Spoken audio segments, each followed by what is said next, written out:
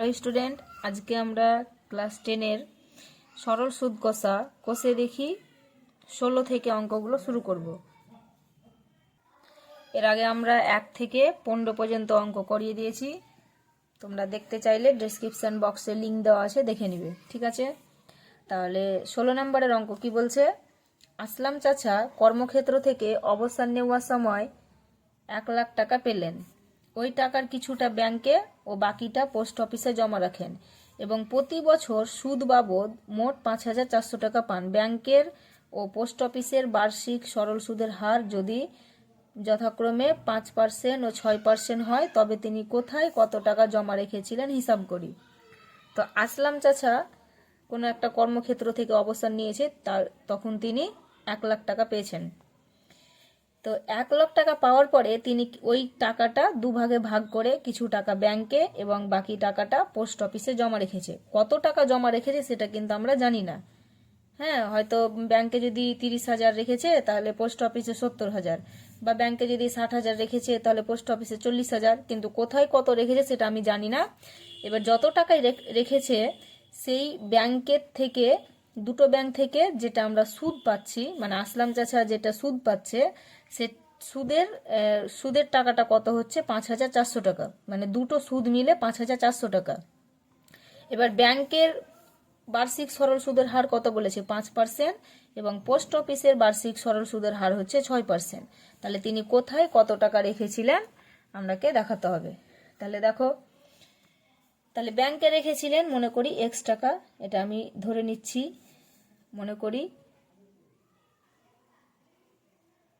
মনে করি ব্যাংকে রেখেছিলেন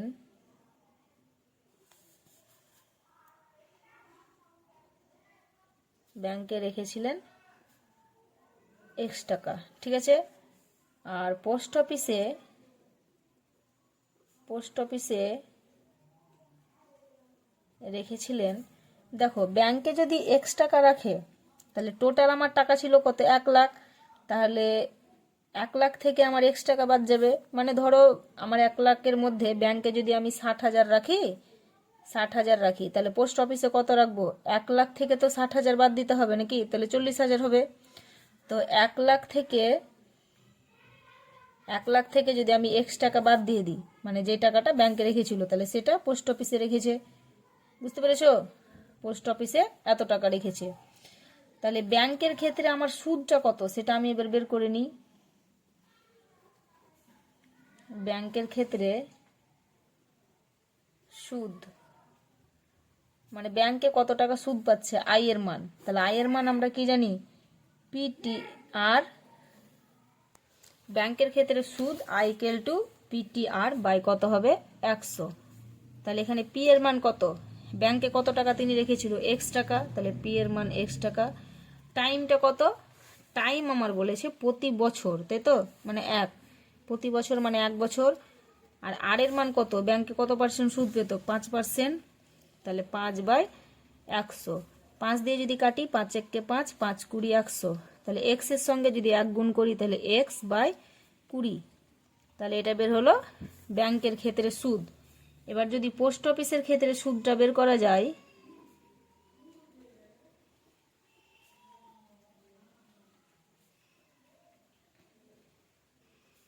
পোস্ট অফিসের ক্ষেত্রে সুদ, তাহলে কত হবে?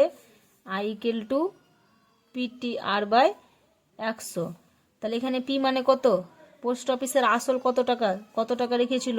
1 লাখ মাইনাস X। টি এর মান কত? 1 ইন্টু আর এর মান পোস্ট অফিসের ক্ষেত্রে বলেছে 6%। তাহলে 6/100। এটা যদি আমরা গুণ করি, দেখো 6 এর সঙ্গে যদি 1 গুণ করি তাহলে 6 × 1 = 6। 6কে যদি আমি 1 লাখ দিয়ে গুণ করি তাহলে 6 × 1 = 6, মানে 6 লাখ। মাইনাস 6 এর সঙ্গে যদি X গুণ করা হয় তাহলে 6X/100, তাই তো। এটা যদি আমরা কাটি, 3 দিয়ে যদি এটা আমি কাটি, তাহলে 3 দুগুণে,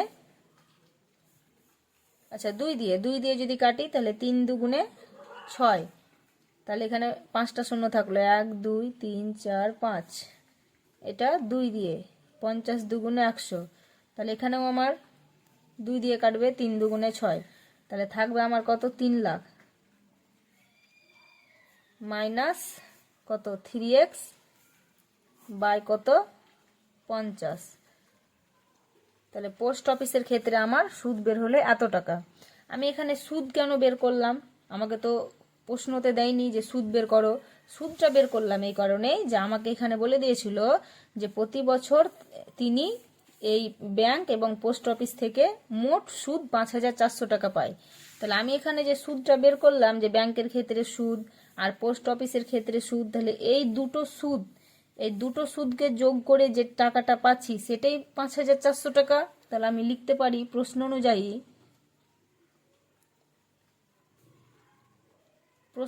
কি লিখতে পারি, যে x/20 যোগ 3 লাখ মাইনাস 3x/50, মানে ব্যাংকের ক্ষেত্রে যেই টাকাটা সুদ পেয়েছি এবং পোস্ট অফিসের ক্ষেত্রে যে টাকাটা সুদ পেয়েছি তাদের যোগ, তাই তো, মানে সুদটা কত বলে দিয়েছিল দুটোর 5,400। তাহলে এবার যদি এটাকে আমি ক্যালকুলেশন করি তাহলে কি হবে, 20 আর 50-এর যদি আমি লসাগু করি, তোমরা মুখে মুখে না করতে পারলে এখানে রাপে করে নিবে, 20 50, তাই তো, যদি 5 দিয়ে করি, 4 5-এ 20, 5 10-এ 50, আবার যদি 2 দিয়ে হয়, 2 দুগুণে 4, 5 দুগুণে 10, আবার 2 দিয়ে, 2 1 2, আচ্ছা এটা 5 দুগুণে 10, তাহলে আর যাবে না, 5 দুগুণে 10, 10 দুগুণে 20, 5 20 কত হয় 100, তাহলে লসাগু হলো 100।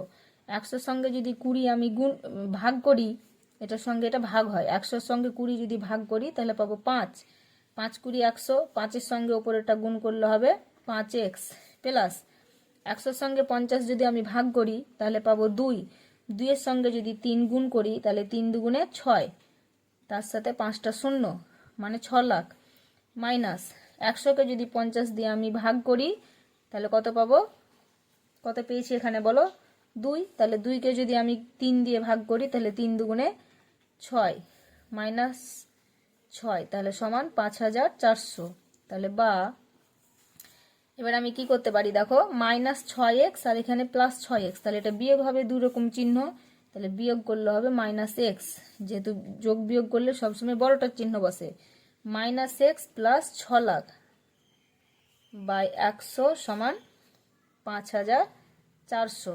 এটা আমাদের গুণ করতে হয় কর্নারে কর্নারে, তাহলে এর নিচে কিছু নেই মানে আমি 1 ভাবতে পারি, তাহলে 1-এর সঙ্গে যদি আমি এটা পুরোটা গুণ করি ওপরেরটা, তাহলে এটাই পড়ে থাকবে মাইনাস x প্লাস 6 লাখ সমান 5,400-র সঙ্গে 100 গুণ, তাহলে দুটো শূন্য গুণ করে দাও, তাহলে বা মাইনাস x সমান কত হলো 5,000, সরি এটা কত হবে 5,40,000 মাইনাস 6 লাখ,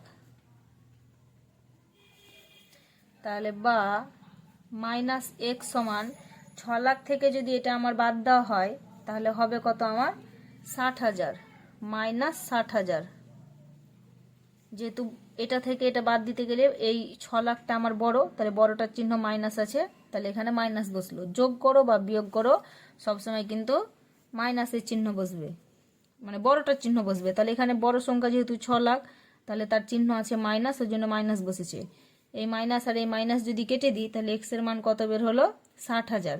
তাহলে x এর মান 60,000 মানে দেখো আমি এখানে কি বলেছিলাম, যে মনে করি ব্যাংকে রেখেছিলেন x টাকা, তাহলে ব্যাংকে x টাকা রেখেছিলেন মানে ব্যাংকে তিনি কত টাকা রেখেছিলেন, ব্যাংকে তিনি 60,000 টাকা রেখেছিলেন, তাই তো, অতএব ব্যাংকে তিনি রেখেছিলেন 60,000 টাকা, 60,000 টাকা, ও পোস্ট অফিসে রেখেছিলেন মোট টাকা কত ছিল, মোট টাকা ছিল 1 লাখ, তাহলে 1 লাখের মধ্যে 60,000 যদি পোস্ট অফিসে ব্যাংকে রেখে দেয় তাহলে পোস্ট অফিসে কত থাকবে 40,000, তাহলে লিখে নিবা তোমরা, অতএব ব্যাংকে তিনি রেখেছিলেন 60,000 এবং পোস্ট অফিসে 40,000। ওকে, নেক্সট দেখো কি বলেছে 17 নম্বরের অঙ্ক, রেখা দিদি তার সঞ্চিত অর্থের 10,000 টাকা দুটি আলাদা ব্যাংকে ভাগ করে একই সময়ে জমা দিলেন, একটি ব্যাংকের বার্ষিক সরল সুদের হার 6% এবং অন্য ব্যাংকটির বার্ষিক সরল সুদের হার 7%। 2 বছর পর তিনি যদি সুদ বাবদ মোট 1280 টাকা পান, তাহলে তিনি কোন ব্যাংকে কত টাকা জমা দিয়েছিলেন হিসাব করে লিখি। 16 আর 17 অঙ্কটা একই রকম। ওখানে 1 লাখ টাকা তিনি রেখেছিলেন, ইনি 10,000 টাকা রেখেছে এবং দুটা কিন্তু আলাদা আলাদা ব্যাংকে রেখেছে। ঠিক আছে, তাহলে প্রথম ব্যাংকের সরল সুদের হার হচ্ছে 6 এবং পরের ব্যাংকের মানে অন্য একটি ব্যাংকের সরল সুদের হার হচ্ছে 7। 2 বছরের জন্য টাকাটা রাখার পরে তিনি সুদ পেয়েছে, মোট সুদটা পেয়েছে 1280 টাকা। তাহলে 16 আর 17 অঙ্ক একই রকম। দেখে নাও কি করে করছি। তাহলে 17, তাহলে কি লিখবো আমরা? প্রথম মনে করি প্রথম ব্যাংকে x টাকা রেখেছিলেন।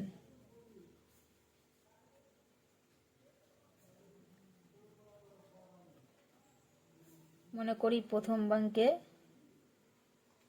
x টাকা রেখেছিলেন ও দ্বিতীয় ব্যাংকে দেখো মোট টাকা ছিল আমার কত? 10,000। তাহলে 10,000 থেকে x টাকা বাদ হয়ে যাবে, তাহলে এত টাকা রেখেছিলেন। ঠিক আছে, তাহলে আমার এখানে কি করতে হবে? প্রথম ব্যাংকের সুদটা আমাকে আগে বের করতে হবে। প্রথম ব্যাংকের সুদ, তাহলে সুদের সূত্রটা আমরা কি জানি? I = PTR/100, PTR/100। তাহলে এখানে P এর মান কত? P এর মান হচ্ছে কত? P এর মান আমার হচ্ছে x, টাইমটা কত বলেছে? 2, আর R এর মান বলেছিল আমার 6%/100। 2 × 2 50, 2 × 100, 3 × 2 6 আর 25 × 2 50। তাহলে পেলাম আমি 3 × x মানে কত হবে? 3x। 3 × x মানে কত? 3x। তাহলে 3x বাই কত? 25। তাহলে এত টাকা। এবং দ্বিতীয় ব্যাংকের ক্ষেত্রে কি হবে? দ্বিতীয় ব্যাংকের সুদটা কত হবে? দ্বিতীয় ব্যাংকের সুদ I = PTR/100। তাহলে এখানে P এর মান কত? এখানে P এর মান হচ্ছে 10,000 - x ইন্টু T এর মান কত? 2 ইন্টু R এর মান কত ছিল? 7/100। তাহলে এখানে দেখো 2 × 2 50, 2 × 100, এটা আগেই কেটে নিতে পারো। এবার 7 পড়ে থাকলো, 7-এর সঙ্গে যদি 10,000 গুণ করা হয় তাহলে কত হবে? 70,000 মাইনাস 7-এর সঙ্গে x গুণ, তাহলে 7x/50। তাহলে এত টাকা। এবার প্রশ্ন অনুযায়ী কি লিখব? যে প্রশ্ন অনুযায়ী তাদের কি করব? মোট সুদটা আমাকে এখানে দেখো বলে দিয়েছিল যে মোট সুদ 1280, মানে প্রথম ব্যাংকের সুদ এটা আর দ্বিতীয় ব্যাংকের সুদ এটা, এদের দুজনার যোগ করে যেটা হবে সেটাই হচ্ছে 1280। তাহলে আমি লিখতে পারি যে 3x/25 প্লাস 70,000 মাইনাস 7x/50 সমান সমান কত? 1280। তাহলে বা 25 আর 50-এর লসাগু করলে হবে 50। 50-কে যদি 25 দিয়ে ভাগ করি পাবো 2, 2-এর সঙ্গে 3 গুণ করলে হবে 6, 3 × 2 = 6, প্লাস 50-এর সঙ্গে 50 যদি ভাগ করি তাহলে পাবো 1, 1-এর সঙ্গে ওপরেরটা যদি গুণ করে দিই তাহলে সেই সংখ্যাটাই হবে সমান সমান কত? 1280। এর নিচে কিছু নেই মানে 1 ভেবে নাও। তাহলে 1-এর সঙ্গে যদি এটা গুণ করি তাহলে দেখো এখানে 7x থেকে x বাদ যাবে, তাহলে -x, প্লাস 70-এর সঙ্গে যদি আমি 1 গুণ করি তাহলে 70,000ই হবে, সমান সমান 1280-র সঙ্গে যদি আমি 50 গুণ করি তাহলে হবে 64,000। 64,000, বুঝতে পেরেছো? তাহলে এবার দেখো -x আমার এদিকে থাকলো, এখানে 64,000 মাইনাস 70,000। তাহলে বা -x সমান 70,000 থেকে যদি 64,000 আমি বাদ দিই তাহলে হবে কত? 6,000। কিন্তু বড়টার চিহ্ন মাইনাস আছে জন্য এখানে মাইনাস হবে, মাইনাস মাইনাস কেটে গিয়ে এক্স এর মান হলো 60,000।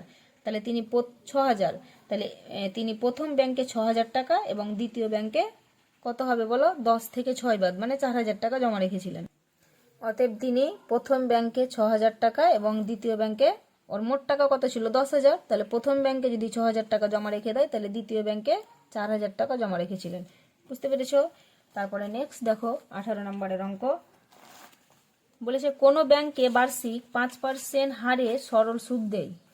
ওই ব্যাংকে দীপুবাবু বছরের প্রথমে 15,000 টাকা জমা দেওয়ার 3 মাস পরে 3,000 টাকা তুলে নিলেন এবং টাকা তুলে নেওয়ার 3 মাস পরে আবার তিনি 8,000 টাকা জমা দিলেন। ওই বছরের শেষে দীপুবাবু সুদে আসলে কত টাকা পাবে নির্ণয় করি।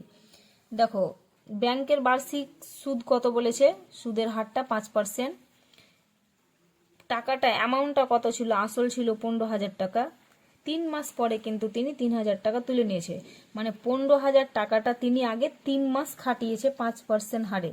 তাহলে 5% হারে যদি 15,000 টাকা 3 মাস খাটায় তাহলে তার সুদটা কত হবে সেটা আগে বের করে নিই। তাহলে এটা হচ্ছে 18 নম্বরের অঙ্ক। তাহলে 15,000 টাকার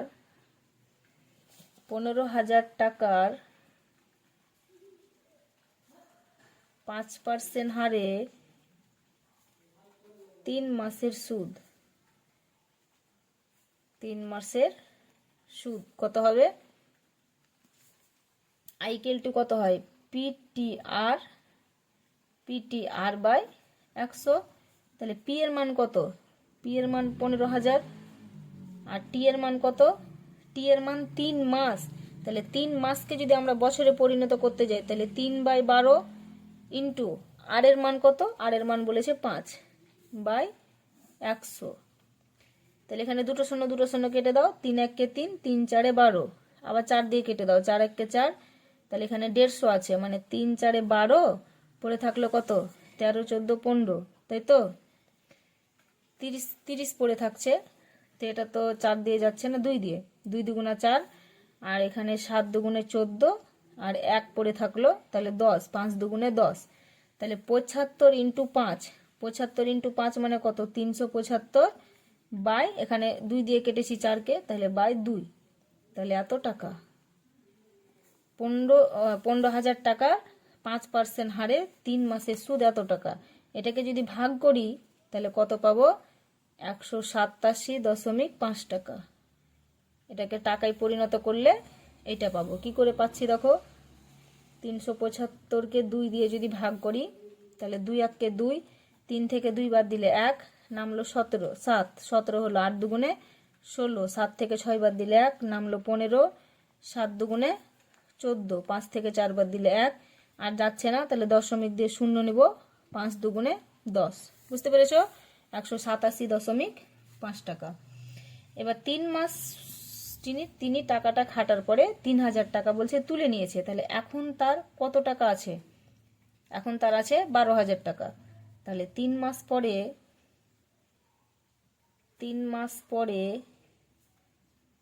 3,000 টাকা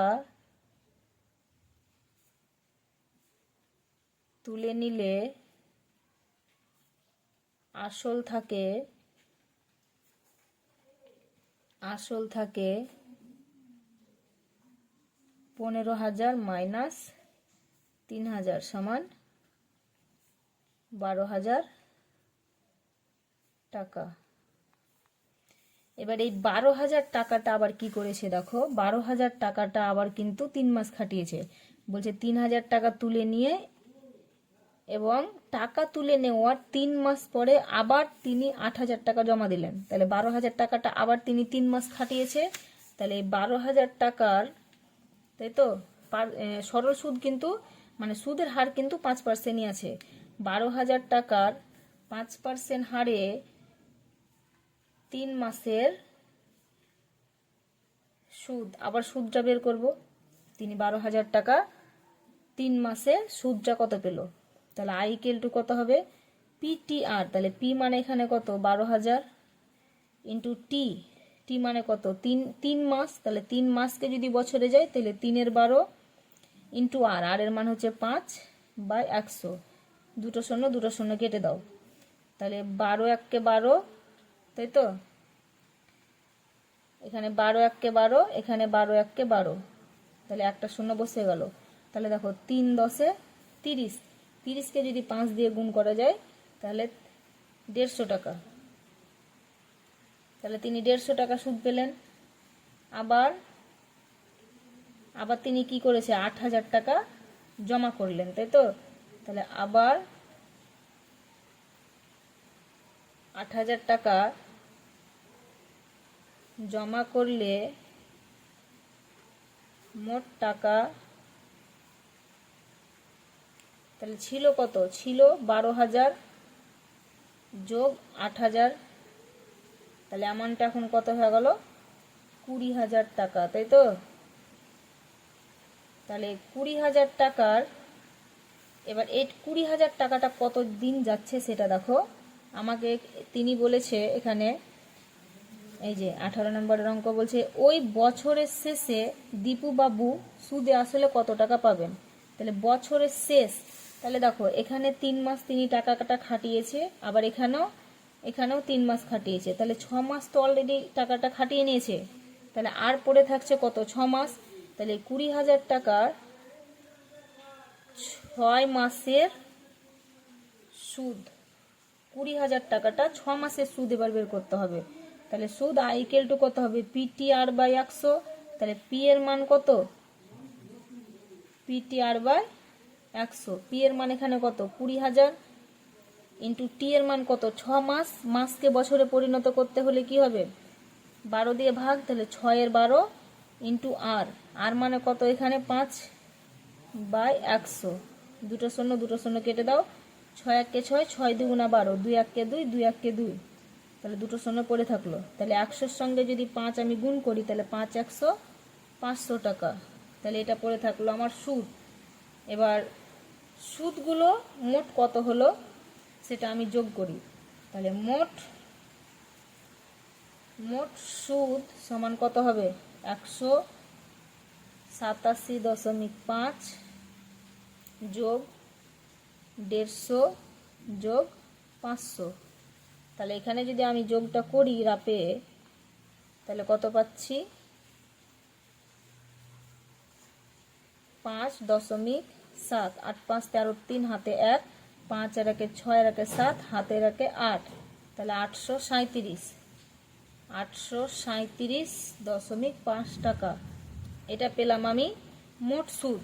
আমাকে আনসারে জানতে চেয়েছে সুদে আসলে কত পাবে, তাহলে আসলটা কত ছিল, আসলটা কত, আসলে শেষে আসল কত ছিল 20,000 টাকা, তাহলে আসল যদি শেষে 20,000 হয় আর সুদ যদি, মোট সুদ যদি আমার 837.5 টাকা হয়, তাহলে সুদ আসল কত হবে, তাহলে সুদটা কত 837.5 যোগ আসল কত 20,000, তাহলে এটাকে যোগ করলে কত হবে 20,837.5 টাকা। দেখো কি করে যোগটা হচ্ছে, 20,000, তাহলে এদিক থেকে বসাও, কটা শূন্য, 4টা, 1 2 3 4, এই যে 20,000 হলো, যোগ করো, 5 করতে 5.73802, বুঝতে পেরেছো। নেক্সট দেখো 19 নম্বরের অঙ্ক। 19 নম্বরের অঙ্ক বলছে, রহমত চাচা একটি বাড়ি তৈরি করার জন্য বার্ষিক 12% সরল সুদের হারে, এটা কত বলো, 2,40,000 টাকা ব্যাংক থেকে ধার নেন। ধার নেওয়ার 1 বছর পর তিনি বাড়িটি প্রতি মাসে 5,200 টাকায় ভাড়া দেন। ধার নেওয়ার কত বছর পরে তিনি বাড়ি ভাড়ার আয় থেকে ব্যাংকের টাকা সুদ সহ শোধ করবেন তা হিসাব করি। তাহলে দেখো, তাহলে কত বছর সেটা আমার জানা নেই, তাহলে আমি মনে করে নিব, মনে করি ধার নেওয়ার এক্স বছর পরে তিনি, এই যে এটা পুরোটা লিখে দাও, তিনি বাড়ি ভাড়ার আয় থেকে ব্যাংকের টাকা সুদ সহ শোধ করবেন, এটা দেখে লিখে দাও। মনে করি ধার নেওয়ার এক্স বছর পরে তিনি বাড়ি ভাড়ার আয় থেকে ব্যাংকের টাকা সুদ সহ শোধ করবেন। তাহলে তিনি নিয়েছিল কত? 2,40,000। তাহলে 2,40,000 টাকার ওপর এক্স বছরের সুদ কত সেটা বের করে নিই আমি। এক্স বছরের সুদ হচ্ছে আই ইকুয়াল টু কি জানি, PTR/100। তাহলে পি এর মান কত? পি এর মান আমার হচ্ছে কত? 2,40,000 ইন্টু টি এর মান কত? এক্স ইন্টু আর এর মান কত? এই যে 12%, তার আর এর মান 12/100। দুটো শূন্য কেটে দাও। তাহলে 12x, 12-র সঙ্গে যদি 24 গুণ করা যায় তাহলে 2,88,000, 28,800 এক্স টাকা। ঠিক আছে? তাহলে এবার এটা আমি কি পেলাম? সুদ পেলাম, তাই তো? তিনি এক মাসের বাড়ি ভাড়া কি দেয়? বলছে প্রতি মাসে 5,200 টাকা বাড়ি ভাড়া দেয়। প্রতি মাসে মানে এক মাসে, তাই তো? তাহলে এক মাসে বাড়ি ভাড়া দেয় 5,200 টাকা। তাহলে 12 মাসে বাড়ি ভাড়া দেয় কত? 5,200 ইন্টু 12 সমান কত? 62,400 টাকা। বুঝতে পেরেছ? তাহলে তিনি বাড়ি ভাড়াটা কত বছর দেয় সেটা কি আমরা জানি? তিনি বাড়ি ভাড়া দেয়, দেখো এখানে আমাকে কি বলেছে?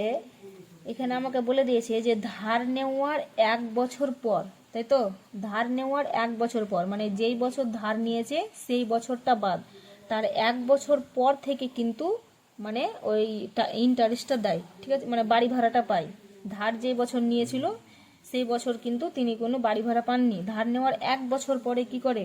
বাড়ি ভাড়া পায়। তো কত বছর তিনি বাড়ি ভাড়াটা পেয়েছে সেটা তো আমরা জানি না। তো তিনি টাকাটা কত বছর খাটিয়েছে?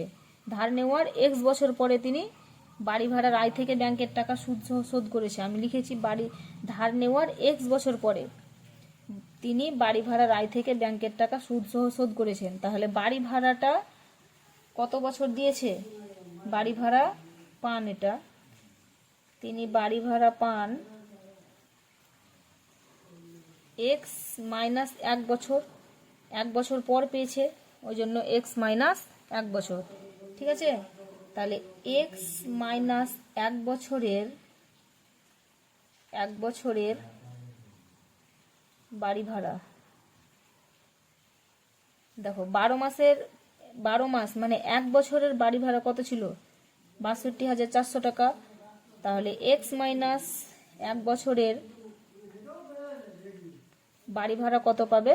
62,400 মাইনাস 62,400 ইন্টু এক্স মাইনাস 1, তাই তো? এটাকে গুণ করলে কত হবে? 62,400 এক্স মাইনাস 62,400, এত টাকা হলো। তারপরে দেখো এবার আমি প্রশ্ন অনুযায়ী লিখতে পারি। প্রশ্ন অনুযায়ী 62,400 এক্স মাইনাস 62,400 সমান সমান কি? এই যে এক্স মাইনাস 1 বছরের বাড়ি ভাড়াটা,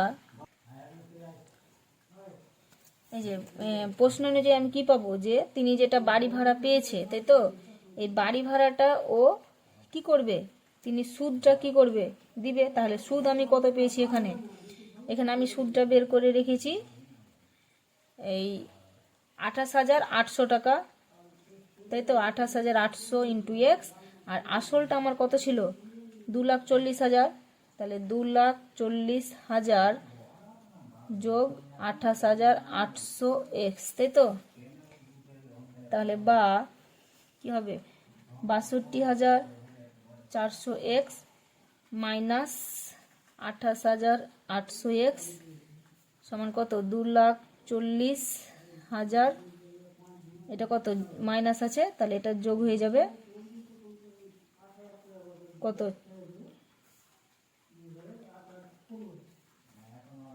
62,400, তাই তো, 62,400। তাহলে বা এটা যদি আমি বিয়োগ করি তাহলে পাবো কত, 3,36,000, 33,600 টাকা। এটা 0 গুণ 0, 0 গুণ 0, আর 8 থেকে 14 থেকে 8 বাদ দিলে কত, 6, আর 12 থেকে 9 বাদ দিলে 3, 6 থেকে 3 বাদ দিলে 3, 33,600 টাকা। তার এক্স সমান সমান এটা যদি যোগ করি তাহলে কত পাবো, 3,02,400 টাকা।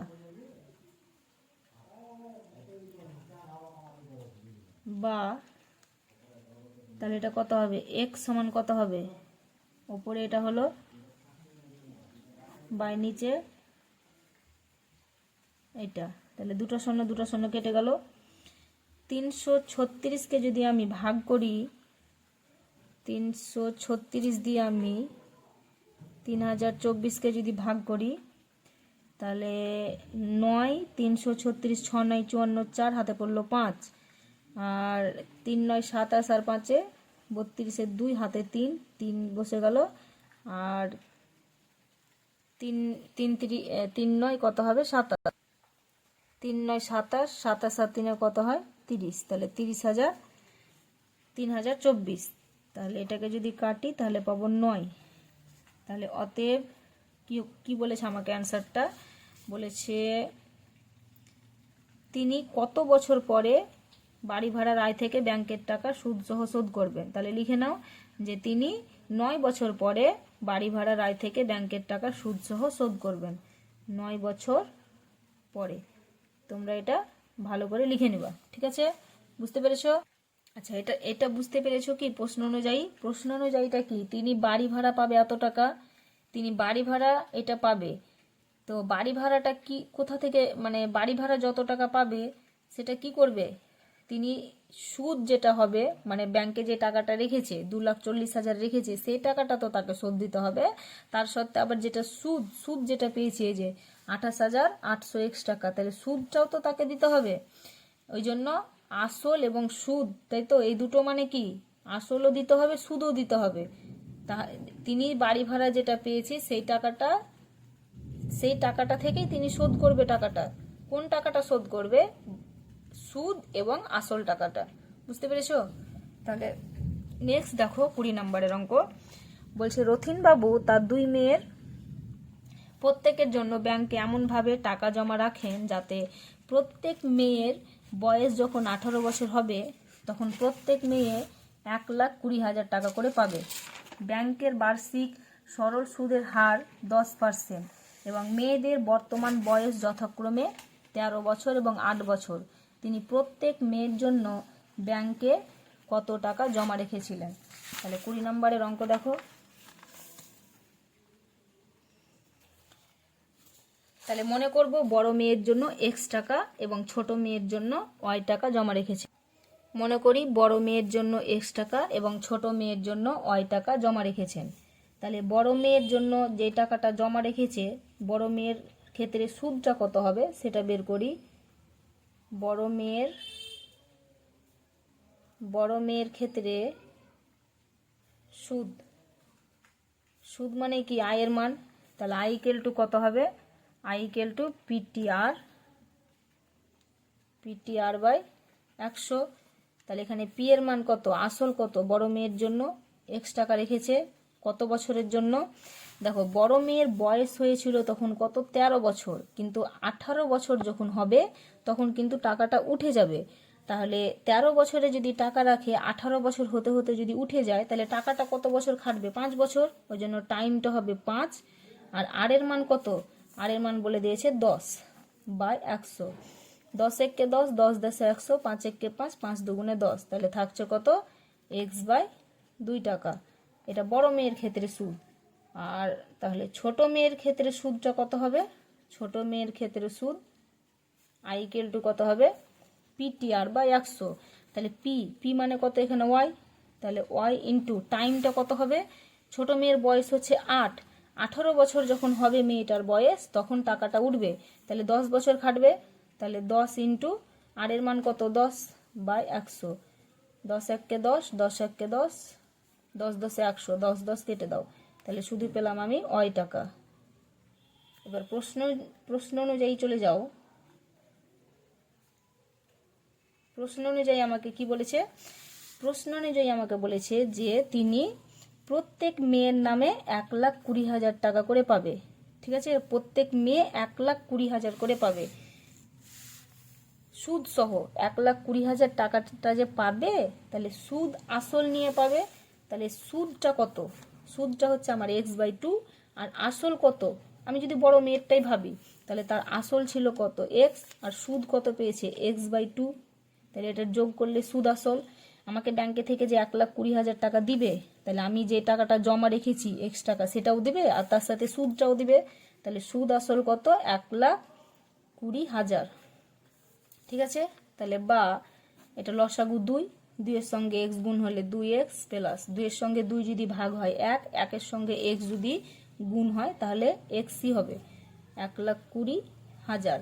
তাহলে বা 2x আর x যদি যোগ হয় তাহলে 3x/2 সমান 1,20,000। বা তাহলে এর নিচে কিছু নেই মানে আমি 1 ভাবতে পারি, তাহলে 3x এর সঙ্গে যদি 1 গুণ হয় তাহলে 3x, আর 2 এর সঙ্গে যদি 12 গুণ হয় তাহলে 24, তার সঙ্গে 4টা শূন্য, তাহলে বা x ইকুয়াল টু কত হবে, ওপরে এই সংখ্যাটা হবে বাই নিচে 3, 3 একে 3, 3 8 24, তাহলে 8 এর পরে 4টা শূন্য মানে 80,000 টাকা, তাই তো। তাহলে x এর মান 80,000 টাকা, মানে বড় মেয়ের জন্য x টাকা রেখেছিল, এই যে বড় মেয়ের জন্য x টাকা রেখেছিলেন, তাহলে x এর মান আমি পেয়েছি 80,000 টাকা। তাহলে বড় মেয়ের জন্য কত টাকা জমা রেখেছিলেন, অতএব বড় মেয়ের জন্য x টাকা জমা রেখেছিলেন।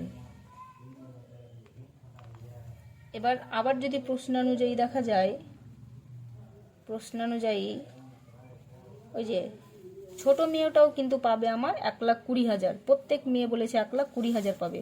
তো 1,20,000টা কি করে পাবে, তার যেটা আসল ছিল, আসলটা আমি উপরে বের করে রেখেছি, আসল কত ছিল ওই, আর সুদ আসল কত ছিল, সুদ আসলও ছিল কিন্তু ওই। দেখো এখানে আসল আমি ধরেছিলাম ছোট মেয়ের জন্য x টাকা জমা রেখেছে, আর সুদ আসল ওই বেরিয়েছে, তাহলে দুটোর যোগ কত হবে 1,20,000, তাই তো। তাহলে বা ওই যোগ করলে কত হবে 2y সমান 1,20,000, বা ওই সমান কত হবে 1,20,000 বাই নিচে 2, তাহলে 2 একে 2, 6 2 12, তাহলে 60,000 টাকা। তাহলে অতএব ছোট মেয়ের জন্য কত হাজার টাকা রেখেছে, 60,000 টাকা জমা রেখেছিলেন। অতএব ছোট মেয়ের জন্য 60,000 টাকা জমা রেখেছিলেন।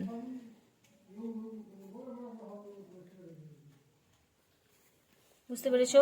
এখানে দেখো বড় মেয়ের জন্য x টাকা মানে কত 80,000 টাকা, 80,000 টাকা জমা রেখেছিলেন। ঠিক আছে, আমার ভিডিও তোমাদের যদি ভালো লেগে থাকে এবং এরকম নতুন নতুন ভিডিও পেতে চাও তাহলে চ্যানেলটিকে অবশ্যই সাবস্ক্রাইব করে রাখবে এবং নোটিফিকেশন যেন তোমরা পেয়ে নাও, তাই অল বাটনটি ক্লিক করে রাখবে।